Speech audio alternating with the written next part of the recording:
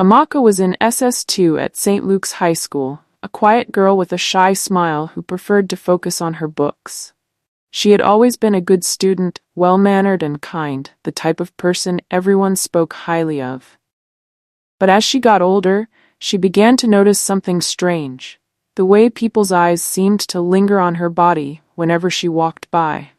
Especially the boys in her class, and even some of the male teachers. She didn't understand it at first, but, as she grew into her teenage years, she couldn't help but notice how she had developed a curvier figure, especially how her breast has grown so big. The whispers started innocently enough, but soon, it was impossible to ignore.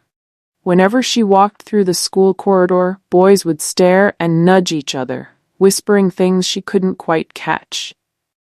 In the classroom, they would try to sit close to her, dropping comments that made her uncomfortable. Her friend, Ifeoma, would roll her eyes and scold them, but it didn't stop them. One of her classmates, Kunle, seemed particularly interested.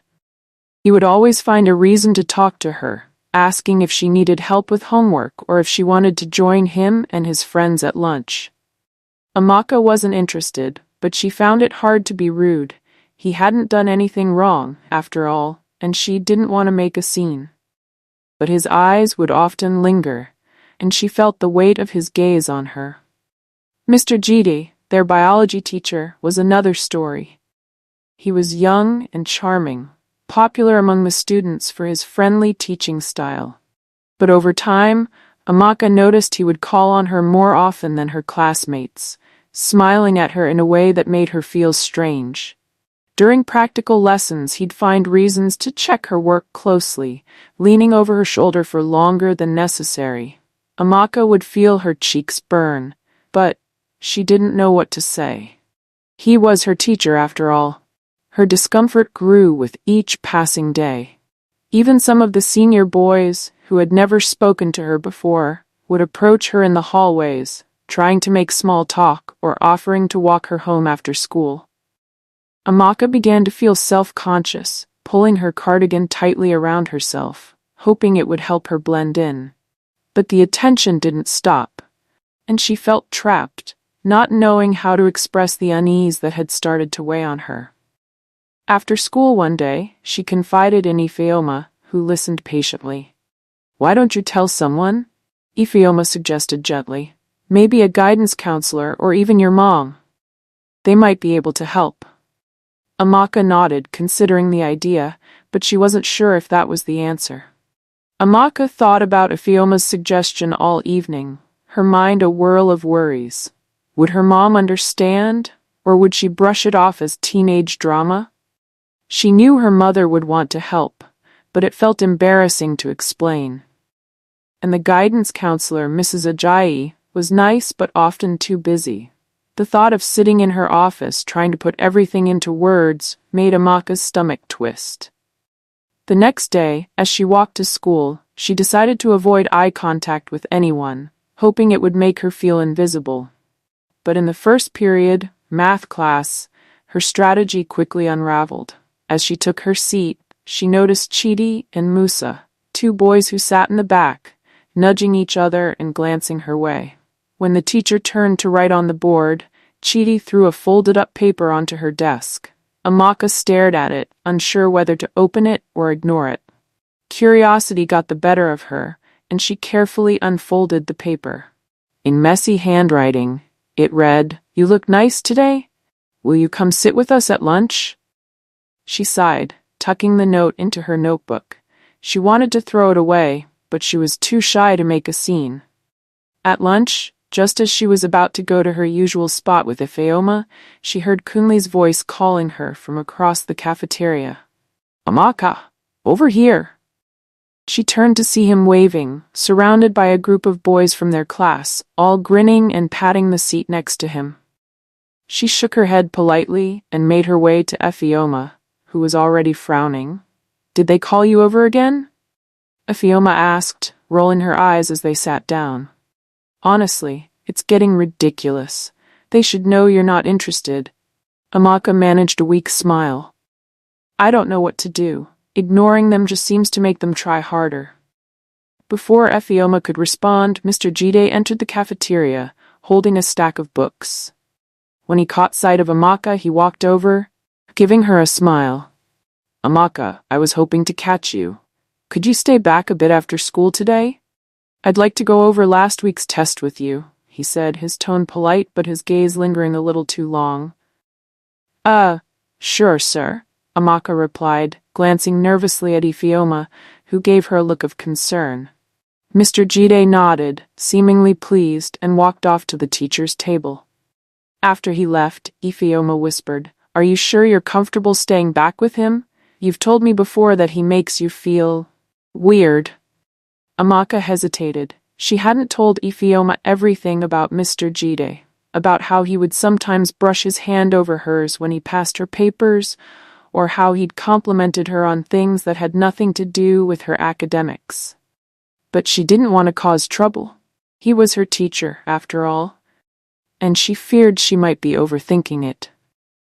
"It's just a test review," she mumbled, though her heart was uneasy.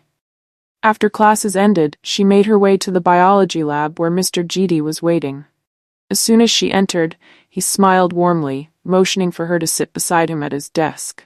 He pulled out her test paper, but as he began to explain a few of her mistakes, his tone was overly friendly, his gaze drifting from the paper to her face, then lower.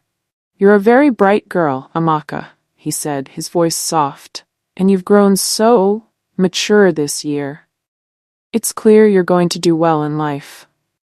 Amaka shifted uncomfortably, her mind racing.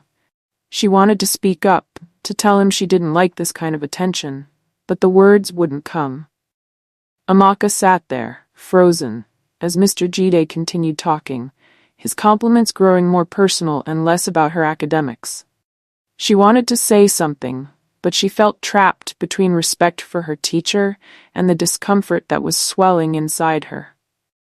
She managed to nod politely, her gaze fixed on her test paper, as if staring hard enough at it might make the moment pass more quickly. Then, in a flash of courage, she cleared her throat. "Thank you, sir. I think I understand my mistakes now," she said, hoping he'd take the hint that she wanted to leave. She gathered her things, trying to look calm, though her heart was racing. But Mr. G didn't budge. He leaned forward, blocking her path, his tone soft but unsettling. "Amaka," he said, "you know you can talk to me, right? If there's anything on your mind." His hand rested on the edge of the desk as he placed his other hand on her shoulder, close to her chest region, just close enough to make her feel trapped. Amaka forced a polite smile, but her voice was tight. "Yes, sir. Thank you. I should really be going now. My mom is expecting me." Finally, Mr. Jide moved back, nodding slightly. Of course. We can always talk some other time," he said, giving her a lingering look as she quickly left the room. Once outside, Amaka let out a shaky breath. Her legs felt wobbly as she walked down the hallway, her mind reeling. She spotted Ifeoma waiting by the gate and rushed over. Ifeoma's face immediately clouded with concern. "What happened? Are you okay?" she asked, taking Amaka's arm and guiding her away from the crowd of students filing out. Amaka bit her lip, her eyes stinging. She wanted to tell Ifeoma everything, but felt a strange mix of shame and confusion. "It's nothing," she murmured, trying to keep her voice steady. He kept talking to me about things that don't even have to do with school." Ifeoma's expression hardened. "That's not okay, Amaka. He's a teacher. He shouldn't be talking to you like that." She sighed, looking around to make sure no one else could hear. "Maybe you really should talk to someone about this. Someone who can do something. This isn't fair to you." Amaka nodded, but deep down she was still unsure. How could she explain everything to an adult? What if they didn't believe her or thought she was making it up? The attention from her classmates was one thing, but Mr. Jide's behavior felt like a different challenge altogether. The next day, Amaka tried her best to avoid Mr. Jide and kept her head down in class. During breaks, she stuck close to Ifeoma and avoided the boys who tried to catch her attention. But even with her best efforts, she couldn't escape the whispers and glances. When she passed through the corridors, the stairs followed her like a shadow.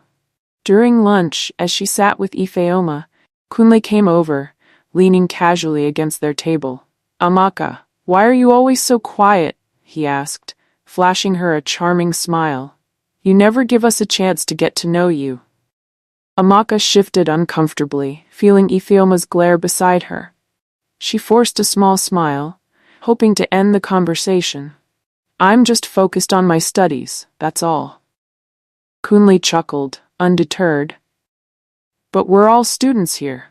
It doesn't hurt to have a little fun once in a while." He glanced at his friends, who were all watching from a distance, smirking. "Maybe she just doesn't want to waste her time," Ifeoma interjected sharply, crossing her arms. "Or maybe she's tired of being treated like she's here for anyone's entertainment."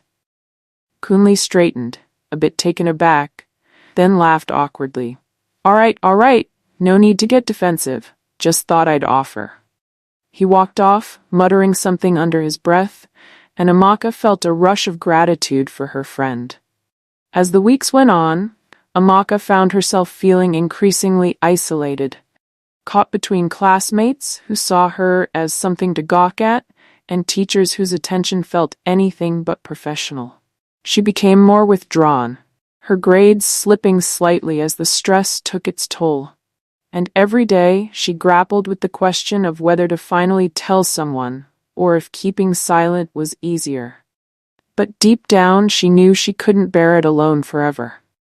Amaka felt the weight of her situation growing heavier every day. She barely slept at night, replaying moments in her head, trying to make sense of everything. The innocent attention from her classmates was one thing, but the lingering stares from Mr. Jide and the other teachers were something else, something that made her feel small and uneasy. One Friday afternoon, after a particularly difficult week, Amaka sat in the library, hoping for a moment of peace. She had just opened a novel, hoping to escape into a story, when a voice interrupted her thoughts. "Hey, Amaka?" She looked up to see Samuel, a boy from SS3 who had always seemed nice and didn't usually hang around the crowd that followed her. He was quiet, studious, and well respected by teachers and students alike. She offered him a small smile, relieved to see a friendly face. "Hi, Samuel," she replied softly, closing her book to give him her attention. He looked hesitant, shuffling his feet a bit before speaking. I've noticed that some people in our school don't seem to leave you alone." He paused, clearly choosing his words carefully. "I just wanted to check on you. It doesn't look easy, dealing with all this attention." Amaka's heart skipped. It was the first time anyone outside of Ifeoma had directly acknowledged what she was going through. She blinked, unsure how to respond, then nodded slowly. It's a bit much sometimes. I just want to focus on my studies, but it feels like that's impossible these days." Samuel nodded, his expression serious. "If you ever need someone to talk to or someone to walk with between classes, I'm here. You don't have to feel alone." His words were simple, but they felt like a lifeline, and Amaka felt a warmth in her chest she hadn't felt in a long time. "Thank you, Samuel. That really means a lot," she replied, her voice barely above a whisper.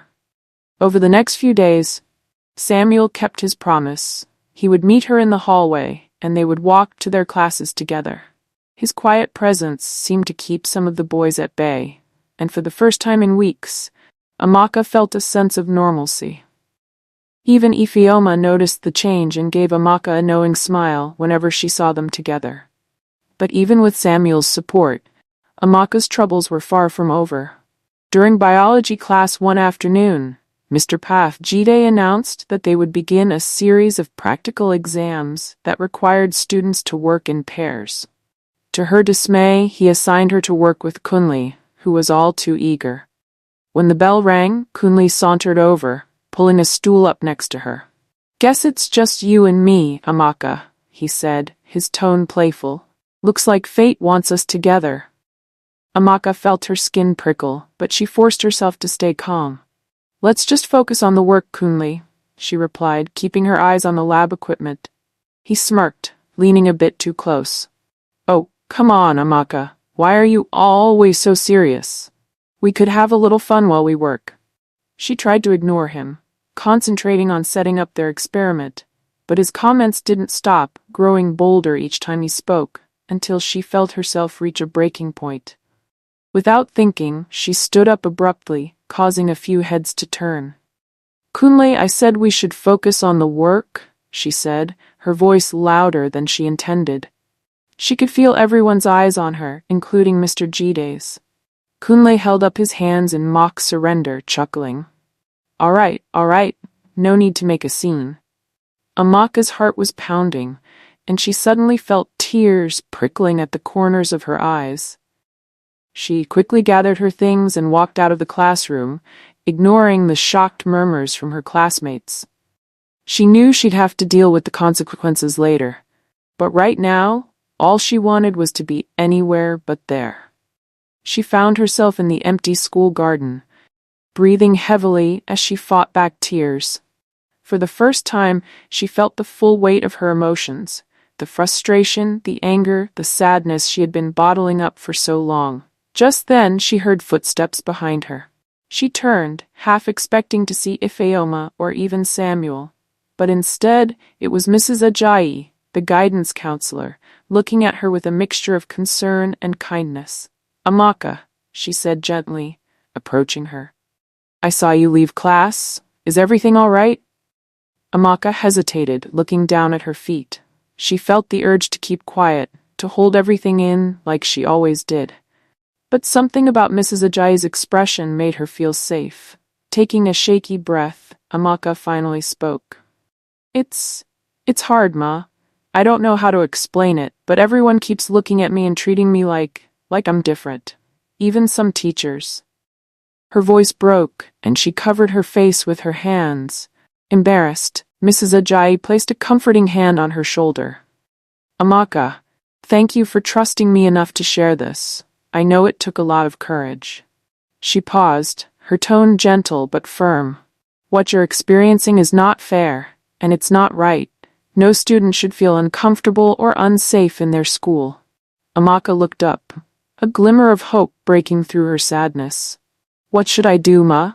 I've tried ignoring it, but it only seems to get worse. Mrs. Ajayi's expression softened. You don't have to handle this alone. I'll help you, Amaka. Together we'll make sure that you feel safe and respected here. I'll talk to the necessary people, and I'll make sure this behavior is addressed. For the first time, Amaka felt a true sense of relief. She nodded, feeling a weight lifting off her shoulders. The next few days passed by with a strange sense of calm for Amaka. Mrs. Ajayi had kept her word and taken action immediately. Though she hadn't shared the details with Amaka, she had spoken to the school administration about the importance of protecting students' personal boundaries and fostering a respectful environment. In quiet conversations, Mrs. Ajayi had also reminded certain teachers about their responsibilities as role models, and word had spread that the school was taking student concerns more seriously. For the first time, Amaka felt a sense of relief, knowing that someone was looking out for her. She didn't know if the change would last, but at least, for now, things felt different. Mr. Jide's attention seemed to cool off. He rarely looked her way, and when he did, his gaze was more distant and professional. Kunle and some of the other boys also kept a respectful distance, though she sometimes caught them casting glances her way. It wasn't perfect, but it was a start, and Amaka finally felt like she could focus on her studies again. One afternoon after school, Amaka found herself sitting alone in the library. She was reading quietly when Samuel walked in, his usual calm presence making her feel at ease. He spotted her and came over, smiling softly as he took a seat across from her. Hey, Amaka, he greeted her, setting down his bag. I've noticed things seem a bit quieter around you these days. Has it gotten any better? Amaka nodded, a shy smile crossing her face. Yes, actually. Mrs. Ajayi helped a lot. I I think people are starting to understand that I'm not just here for their entertainment. Samuel's expression softened. I'm really glad to hear that. You deserve to feel safe and respected, Amaka. I know it took a lot for you to speak up. She felt a warmth rise in her chest. Thank you, Samuel. It means a lot having you and Ifeoma by my side.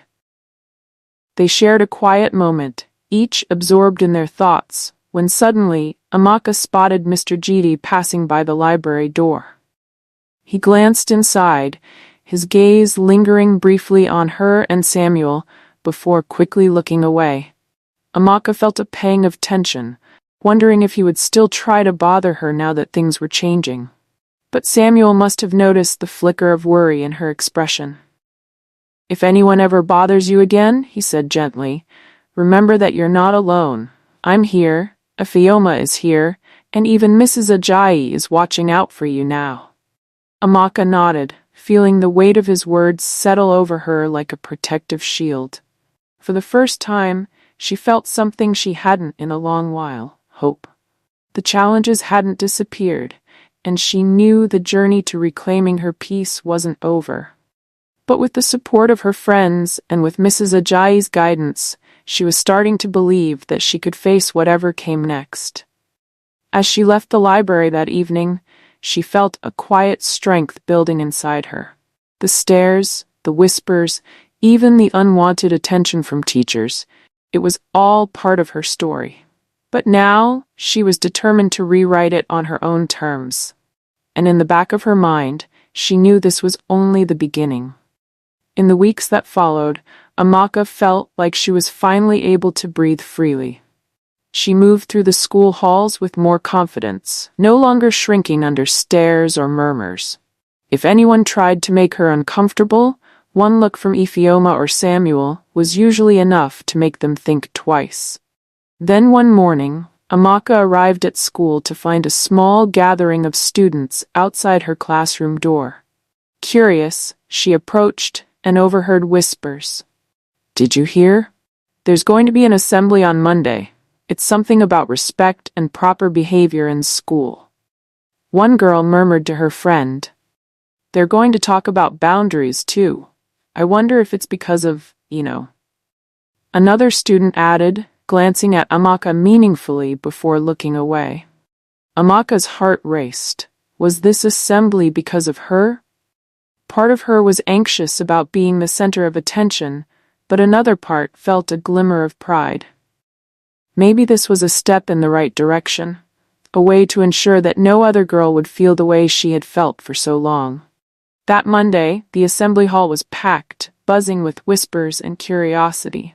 Mr. Adekunle, the school principal, stood at the podium adjusting his glasses as he scanned the crowd. Mrs. Ajayi was seated nearby, giving Amaka a reassuring nod from across the room. Students, Mr. Adekunle began, his voice firm. I called this assembly today to address something important. Our school is a place of learning, where everyone should feel safe and respected. However, it has come to our attention that some students and even certain members of staff have behaved in ways that are inappropriate and make others uncomfortable. This will no longer be tolerated. The room fell silent. Some students exchanged glances, and a few teachers shifted uncomfortably. Amaka felt a surge of emotion. Pride, relief, and even a touch of fear. But as she glanced at Ifeoma and Samuel, sitting beside her, their supportive smiles reminded her that she wasn't alone. Going forward, Mr. Adekunle continued, we are implementing stricter guidelines on respect and boundaries. We want everyone to understand that our students' well-being is our top priority, and that includes their right to learn in an environment free of intimidation or harassment. The principal's speech was followed by a presentation from Mrs. Ajayi, who spoke about the importance of personal boundaries and mutual respect. She encouraged students to speak up if they ever felt uncomfortable and assured them that the school would support them. After the assembly, several students came up to Amaka, their faces full of empathy and understanding. One girl from SS1 even pulled her aside. I just wanted to say thank you, Amaka, she said, her voice barely above a whisper. I think a lot of us needed to hear that. You're really brave. Amaka was taken aback, not realizing the impact her decision to speak up had made. She gave the girl a warm smile. Thank you, she replied. I didn't want anyone else to go through the same thing. As she walked back to class, Amaka felt lighter than she had in months. The school felt like a different place now, somewhere she could truly be herself. She knew that the stares and whispers might not disappear entirely, but she also knew she had the strength and support to handle whatever came her way. In the coming days, Amaka found herself becoming a bit of a role model. Younger students looked up to her, and some of her classmates began treating her with newfound respect. The journey had been difficult, but she was learning to stand tall, proud of the courage she had found within herself.